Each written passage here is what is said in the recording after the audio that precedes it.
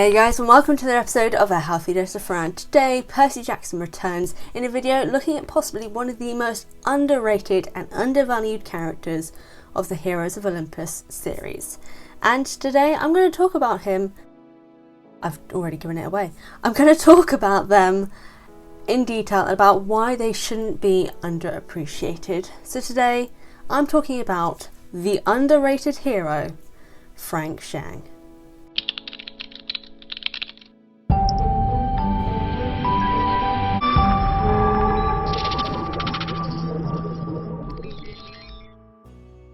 Now, a lot of people are probably going to disagree with me about Frank, and while you're entitled to your own opinion, I don't care for it. So I'm going to talk about my own opinion. I'm probably alienating all of my audience right now by being sassy, but I don't care. I want to talk about Frank because Frank is everything, and he deserves so much more appreciation than he actually gets. And this video is going to be dedicated to why he is underappreciated and why he shouldn't be. I'm going to start it now, so if you don't want to listen to it, go watch one of my other Percy Jackson videos. I don't really... No, I do care. I kind of want you guys to stay and listen to my video about Frank. I'm going to carry on. One of the reasons why Frank is often underappreciated and really kind of forgotten by most Percy Jackson and Heroes of Olympus fans, honestly, I don't really know why he is forgotten a lot, but when it comes to stories or fan canons and head canons, Frank is probably the one character who receives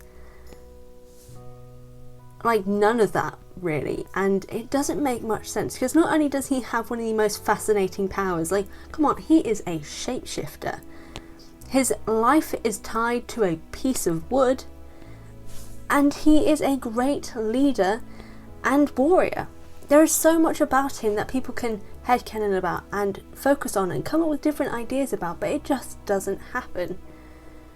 And I kind of don't really understand why, because lots of the reasons why people enjoy the seven, the other six really, is based on who they are as characters and these certain elements about them. But what I think people seem to forget about Frank is that Frank is probably one of the most valuable players of the seven. If it weren't for Frank, they would have been in danger a lot more and probably gotten into terrible situations they couldn't get out of without his help. For one, he's kind of half the reason why they managed to win in Alaska. He nearly sacrifices his life really to free Death, to help them win the battle. If he hadn't have done that, they wouldn't have been able to win the battle. The dead would have just keep coming back. They wouldn't have gone anywhere. In the Battle of the House of Hades, he takes on the Praetor role because that's what he was born to be. He becomes a true leader, even better than Jason. And that is going to get me a lot of hate, but he is better than Jason at being a leader. He seems to know exactly what to do. The undead soldiers listen to him. He knows the best strategies and techniques, and I wouldn't even say that was just Mars being his father influencing that, because firstly, strategy isn't Mars's domain, really. Well, I guess it became... I don't know much about Roman mythology, if you can't already tell. Oh no, because anyway. But he proves himself in so many different roles. He uses his shapeshifting to his techniques, even in the Tyrant's Tomb. And of course, I'm not going to talk too much about that because the spoilers thing is still up and about.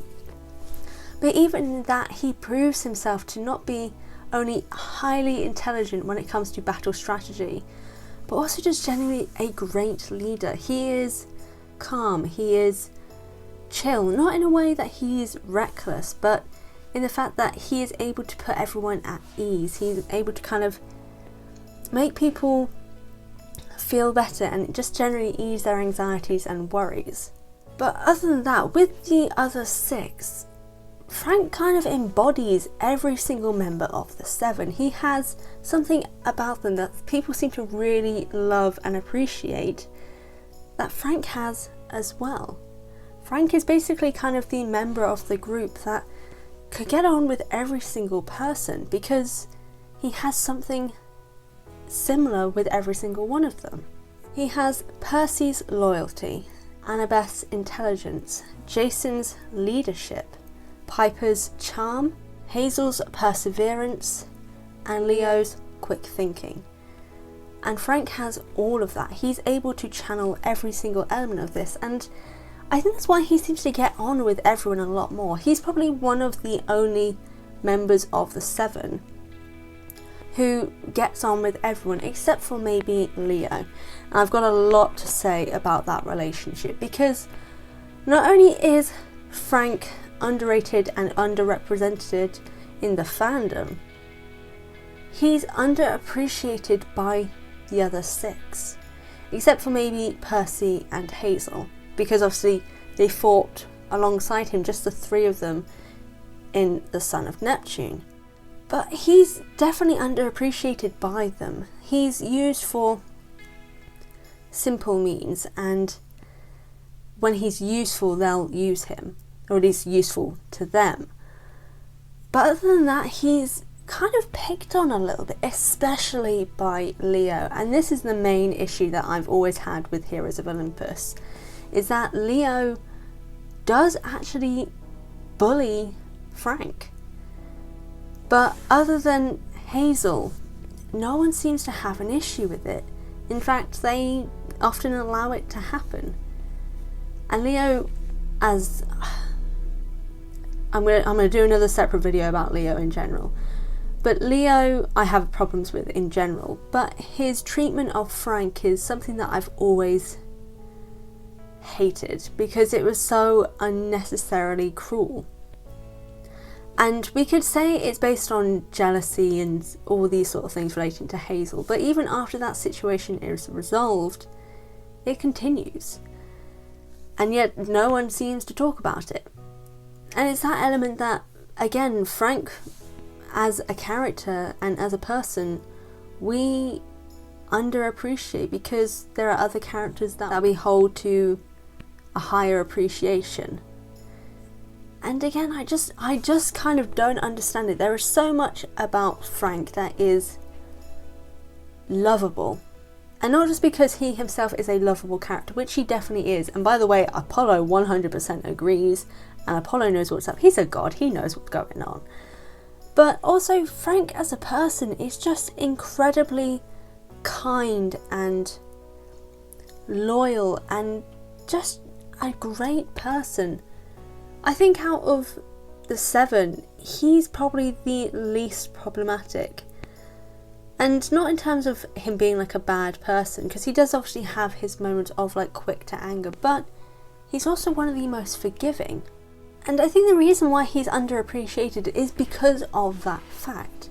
He is an incredibly kind person, which to most people in terms of books, people often find boring, because he isn't problematic. He doesn't have a problem with anyone. He does initially with Leo, because obviously Leo isn't being particularly kind, but Frank being this calm, loyal, kind, and a great leader under pressure character, I think is what has worked against him,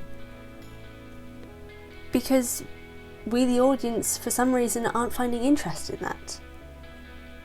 But all those things are what makes him a great character, and what makes him a character that shouldn't be underappreciated. He is vital to the plot. He is a fantastic leader who gets them out of so many tight spots, but never asks for people to recognise that. He never expects recognition for his actions. He is just generally a good and nice guy.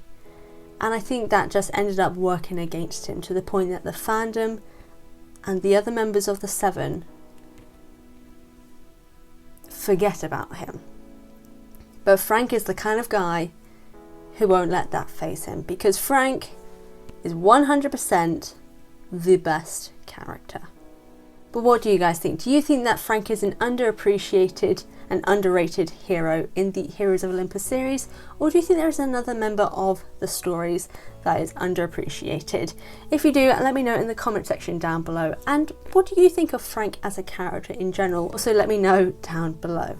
Before I sign off, I want to give a huge thank you to the fantastic artist of today's thumbnail, Markieth. Markieth is a brilliant artist of Percy Jackson work, and I will link all of his social media and all of that good stuff down below. So Markieth, thank you so much for letting me use this artwork.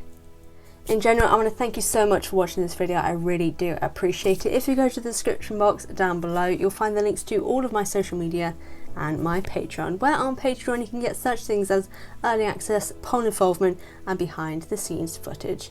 But if you can't support me on Patreon, don't worry, I can always do with another subscriber here on YouTube. Again, thank you so much for watching this video, and I'll see you guys next time.